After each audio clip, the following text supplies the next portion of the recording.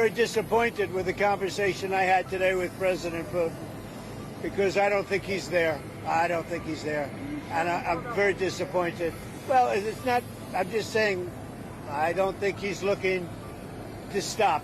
U.S. President Donald Trump said that he's disappointed after a call with Russian President Vladimir Putin on the Ukraine-Russia conflict. Trump said that there was no progress at all on efforts to end the war in Ukraine, calling Putin unwilling to stop. The remarks come amid a fresh wave of Russian drone attacks that battered Kiev overnight, injuring 14 civilians. Explosions rocked the capital for over 8 hours, with fires reported in multiple districts across the city. Air defenses engaged incoming drones as debris set fire to cars, homes, and a medical facility in Holosivsky.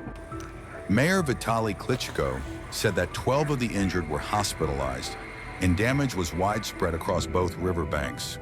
Train routes were also disrupted, with Uksalazhnitsia confirming infrastructure damage and delays. The attack is part of a broader surge in Russian aerial assaults on Kiev in recent weeks. Despite a partial pause, Trump confirmed that the U.S. is still supplying weapons to Ukraine. He added that he will speak to Ukrainian President Volodymyr Zelenskyy later on July 4th. The U.S. has paused some critical shipments, including the Patriot missile systems, which are vital for Ukraine's defense. Ukrainian leaders say that this delay could undermine their ability to stop Russia's summer offensive. Putin insists that the war will only end if Russia's core issues are addressed, like NATO's role in Ukraine.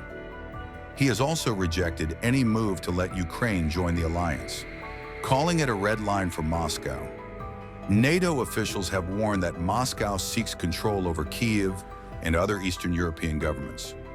Russia is also resisting three-party peace talks, preferring direct negotiations with Ukraine alone.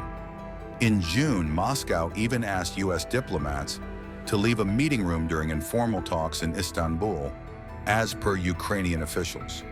Meanwhile, Trump blamed former U.S. President Joe Biden for sending too many weapons to Ukraine, risking U.S. military readiness.